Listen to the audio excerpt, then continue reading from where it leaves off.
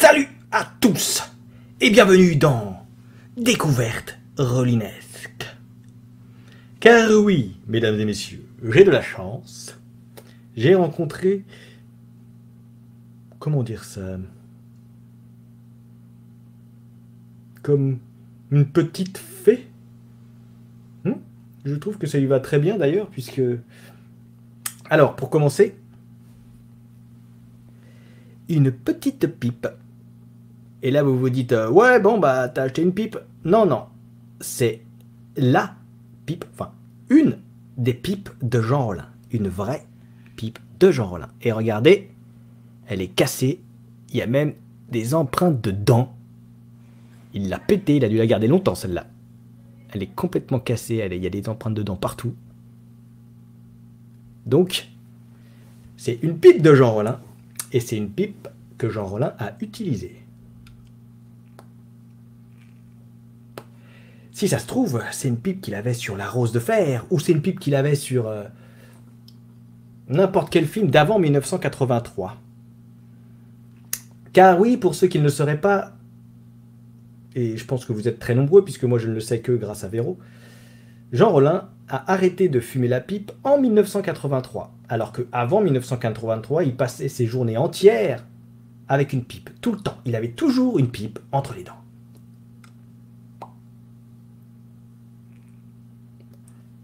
D'ailleurs, à tel point qu'il s'est même abîmé les dents. Littéralement.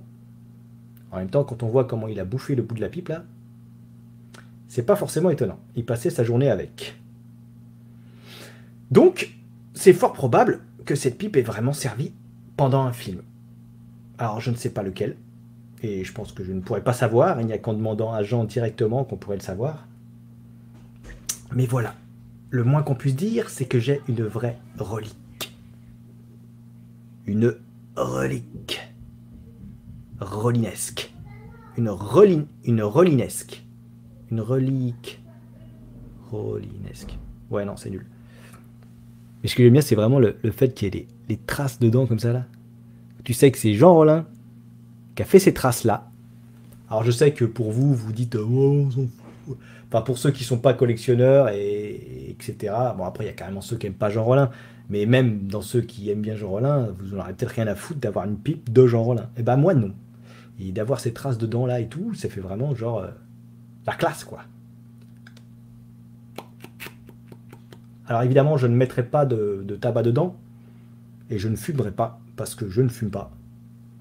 Mais ce qui est marrant, c'est que ça sent encore le tabac. Depuis 1983. En même temps, vu comment elle abîmée là, c'est qu'il s'en est servi énormément. Donc forcément, ça sent du tabac que Jean Rollin a fumé et que Jean Rollin a mis dedans. C'est lui qui a fait ça. Et oui.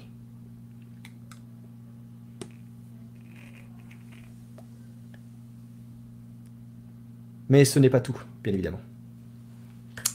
Alors, nous allons passer à la suite. Déjà, première chose, Véro m'a carrément fait une petite carte, elle-même.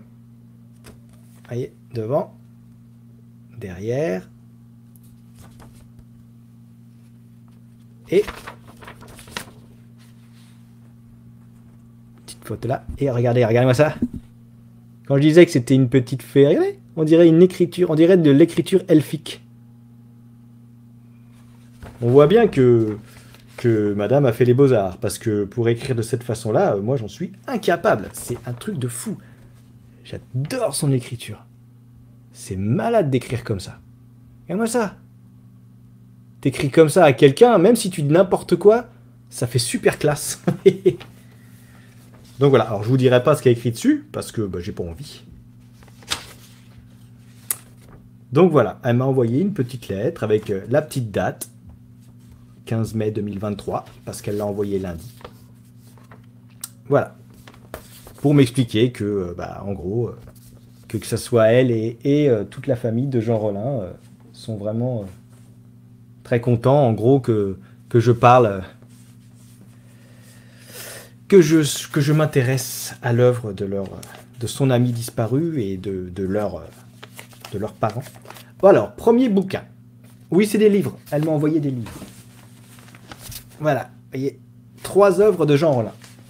Je commence par le plus petit, je finirai par le plus grand.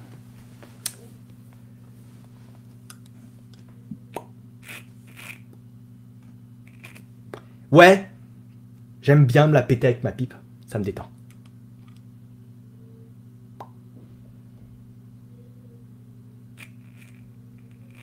Pour un mec qui fume pas, c'est vrai que ça fait un peu naze, mais bon.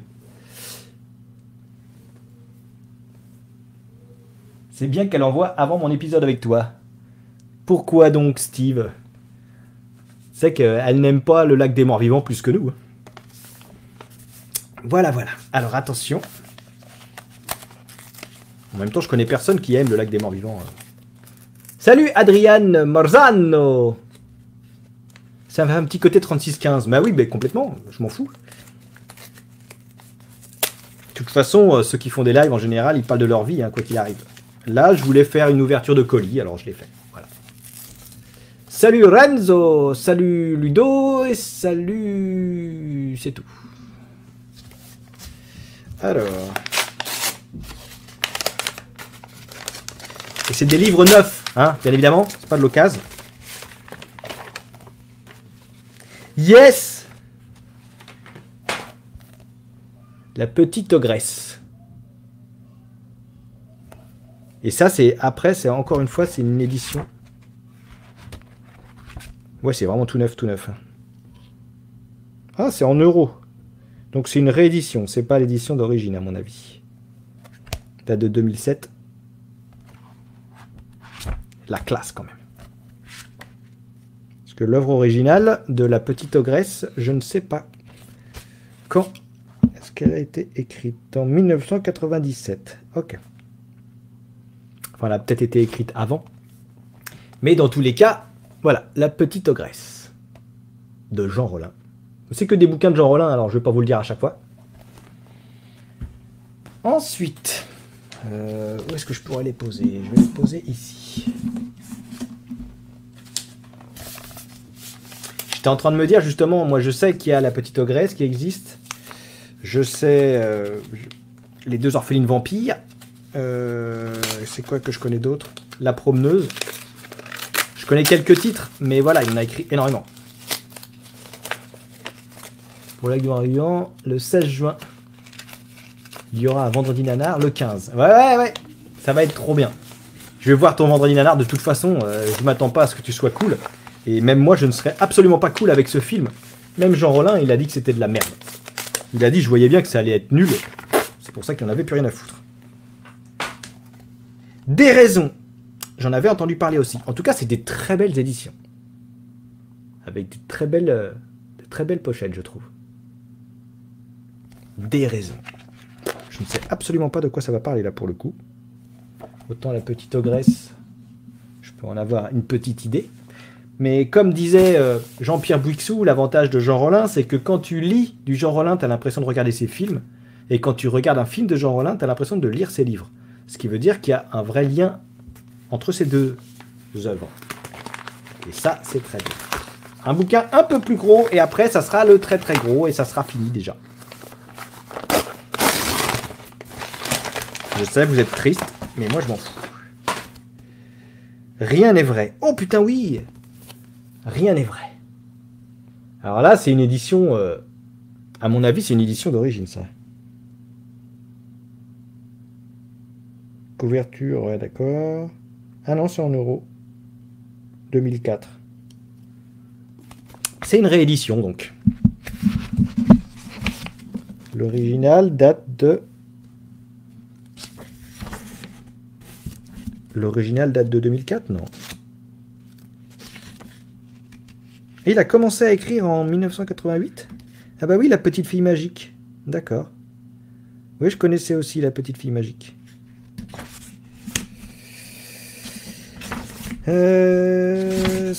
Du coup... Date vraiment de 2004, celui-là? C'est marrant, je pensais que c'était... Non, d'accord. Ah d'accord. C'est vraiment un livre qui date et qu'il a dû écrire dans les années 2000. Voilà, donc rien n'est vrai. Bon, déjà, c'est un peu un plus gros pavé. Hein. Les autres, c'est des petits bouquins à lire vite fait en une soirée, je pense. Ce qui ne les empêchera pas d'être intéressants, ça.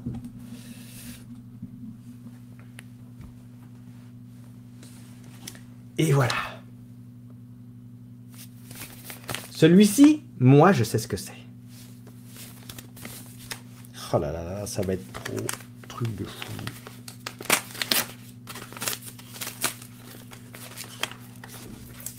D'ailleurs, ce live-là, je sais même pas, peut-être que je le mettrai ailleurs, dans les unboxings. Je vais pas le laisser dans les rollinades, parce qu'il a rien à foutre là. Yes, putain.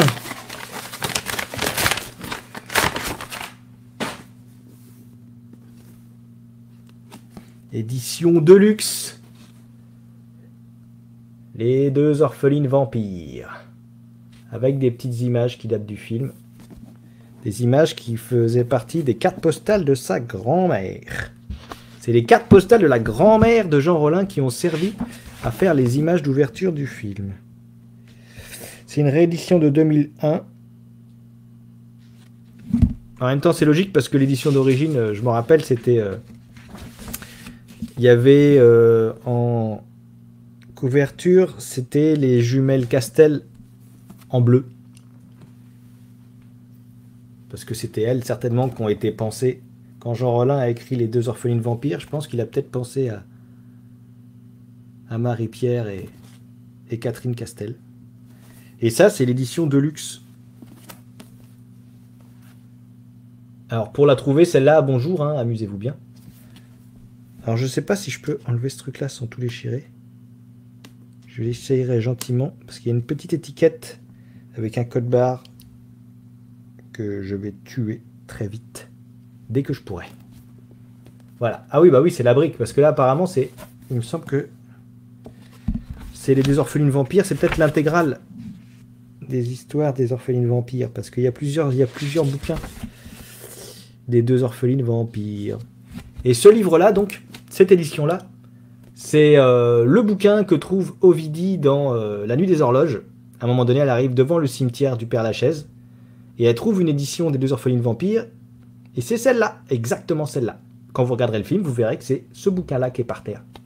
C'est pour ça que c'était celui-là que je voulais. Et parce que j'adore les deux orphelines vampires aussi. Mais vraiment, les deux orphelines vampires, c'est vraiment un de mes films... Voire mon film préféré, je sais pas. C'est compliqué, mais c'est vraiment celui dans lequel j'adore aller me plonger. Et La Nuit des Horloges, bon bah là c'est un dialogue direct avec Jean Rollin, donc forcément c'est encore autre chose. C'est pour ça que je peux pas vraiment les opposer ou quoi que ce soit. Ouais, c'est ça. Les voyageuses, les pillards, les incendiaires. C'est bel et bien un livre qui regroupe toutes les histoires des orphelines vampires. Anissa, d'accord, c'est ça. Donc c'est vraiment une édition qui regroupe plusieurs, il y a au moins 5 ou 6 bouquins des deux orphelines vampires, 5 ou 6 aventures différentes, écrites par Jean Rollin, qu'il a du coup là regroupé dans une seule édition. Donc c'est cool, ça veut dire que j'ai toutes les histoires des deux orphelines vampires. Donc, alors, les deux orphelines vampires, rien n'est vrai, des raisons, et la petite ogresse, qui m'intrigue aussi.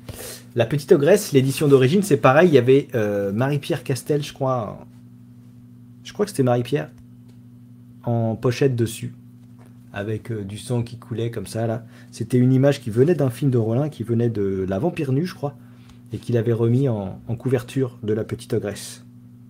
Comme quoi il pensait à ces actrices de films pour faire ses bouquins. Pour faire les personnages de ses bouquins. Voilà. Les deux orphelines vampires. Ça, c'est le bouquin que je voulais absolument plus que tout l'univers.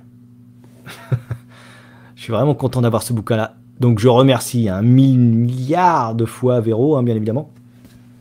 Je lui ai déjà dit, mais je vais lui le redire encore via le live. C'est un truc de fou. C'est génial. Pour moi qui suis collectionneur, avoir la pipe de Jean Rollin, c'est classe.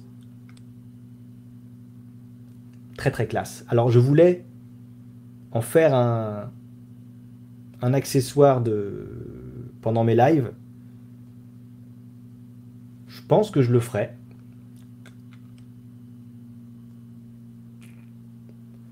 Mais bon. Salut Fred. En même temps, vu que ça sera jamais allumé et que je fume pas, ça fait un peu con.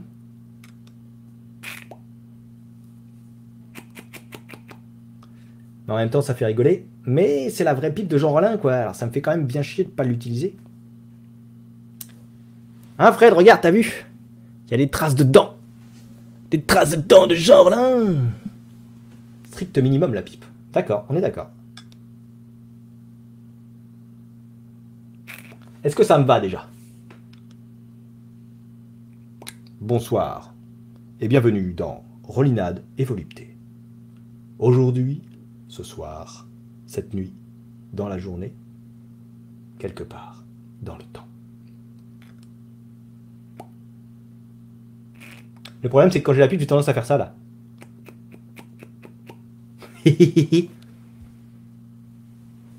Et l'ADN, tu peux le cloner. Ah bah ouais, alors je sais pas trop. Parce que la dernière fois qu'il a utilisé le pipe là, c'était en 1983, donc il ne doit pas rester grand chose dessus. Le tabac, c'est tabou, on en reviendra tous à bout. Et ça sent encore là-dedans, c'est ça qui est cool. Salut, comte Alucard. Enfin voilà. Je voulais poser la pipe par habitude parce que je ne sais pas quoi en faire, mais c'est vrai que la garder dans la main comme ça, là, pour savoir quoi faire, c'est vachement sympa aussi. Comme ça, au moins, quand je démarrerai mes lives, au lieu de ne pas savoir quoi faire en début de live, eh ben, je démarrerai toujours comme ça. Par contre, je fais comme un poisson à chaque fois, là. C'est une habitude de merde, ça. Et ça fait un peu con. Mais on s'en fout. Il faudra que je trouve une façon de m'en servir. Nettoyer avant? Ah là là, mais certainement pas! Mais oui, bien sûr que j'ai nettoyé avant. J'ai les empreintes dedans, c'est déjà très bien. En plus, c'est une vieille pipe qui traînait, qui était rangée avec toutes les autres pipes, parce qu'évidemment, Jean Rollin avait une collection de pipes, ce qui était logique. Il a arrêté en 1983 parce que tous les tabacs à côté de chez lui avaient fermé. Du coup, bah, il a arrêté de fumer. Mais il avait quand même eu le temps de se bousiller les dents, puisqu'il passait ses journées avec une pipe. Tout le temps. Quand tu vois la gueule de la pipe, c'est pas étonnant. Bon, du coup, je vais vous laisser. J'espère que vous aurez trouvé ça pas trop pourri. 18 minutes, ça va, c'était pas trop long. À moins que vous ayez des questions à poser ou quoi que ce soit, puisque de toute façon, ce live-là ne restera pas dans les Rollinades. Donc, allez-y, si vous voulez parler. Alors, on va parler Jean Rollin, hein, quoi qu'il arrive, évidemment. Si c'est pour me demander le film que j'ai vu au cinéma ou je sais pas quoi, ça va pas être bon. Donc, si vous avez quelque chose à poser, allez-y. Sinon, je vais arrêter là le live. Je vous attends.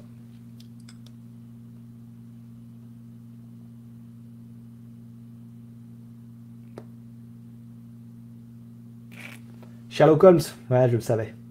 Le pire, c'est que c'est à un moment donné, quand j'ai démarré les Cool Angel, non, ma critique de Fast X, j'ai pas encore été le voir, il est pas sorti là. Non, il me semble qu'il sort, il sort à la fin du mois, il est pas encore sorti. Mais j'irai le voir, normalement. Donc oui, voilà, il y a un moment donné où quand je faisais les ciné cool, vu que j'étais en robe de chambre, bah, j'avais pensé à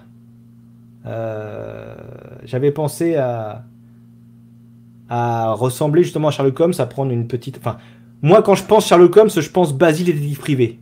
Basile détective privé, je pense pas le vrai Sherlock Holmes. Et du coup, je voulais avoir une petite robe de chambre bordeaux, qui est comme Sherlock Holmes pour le coup, et une pipe, pour faire vraiment Sherlock dans les ciné cool. Mais au final, j'ai jamais fait. Et maintenant, j'ai la pipe de genre là. Ouais, il y a encore un peu de flotte dans le fond. J'ai pas fait exprès. J'ai un peu merdé là. Mais ça va sécher. Tu as aimé son Avatar 2 de Jean Rollin. Alors, il m'a vachement déçu.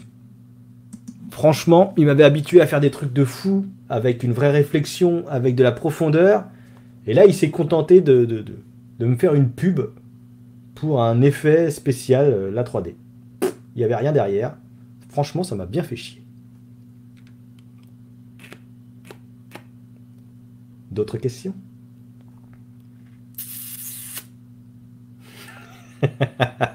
Là, Fred regrette de m'avoir posé la question. Mais en vrai, j'ai même pas été le voir Avatar 2. Je sais même pas à quoi il ressemble. Quelle marque? Oh là, j'y connais rien. Il y a un truc d'écrit là, mais je vois pas. Est-ce que vous voyez quelque chose là?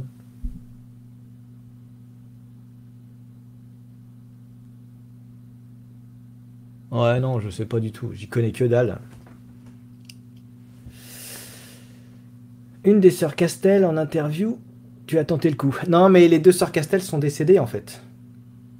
Bien sûr que j'avais réfléchi, bien sûr que je les avais cherchées. C'était même une des premières que j'ai cherchées. Après, je suis tombé sur Françoise Pascal, j'étais trop guette. Mais j'avais cherché Marie-Pierre Castel. Je m'étais dit, Marie-Pierre Castel, il me la faut. Pas de bol. Elle est décédée en 2015 peut-être. Je sais plus, faut que je regarde, mais voilà. Saint-Claude la pipe. Ah bah c'est... Oui, il y a de fortes chances. Au hasard, oui, il y a de fortes chances, mais je connais pas du tout à quoi ressemble une Saint-Claude au niveau de la marque et au niveau de la façon de faire la marque. Mais oui, si tu en as déjà vu, c'est fort probable. Un sponsor est-il prévu pour une marque tabac à pipe? Ah bah non, j'y connais rien. Ni en tabac, ni en tabac à pipe. Donc voilà. Ouais, Françoise Pascal, j'ai adoré discuter avec elle, c'était génial. Franchement, c'était trop bien. Profitez du coup de faire un petit live comme ça, simple discussion, ça peut être rigolo. Je peux même vous parler d'autres films, c'est pas grave. De toute façon, je couperai la fin. À ce moment-là, je vais clôturer là le live et après je couperai la fin pour le ranger ailleurs parce qu'on s'en fout de tout le reste. Ça sera juste une discussion entre nous, donc je vous dis, on se voit bientôt.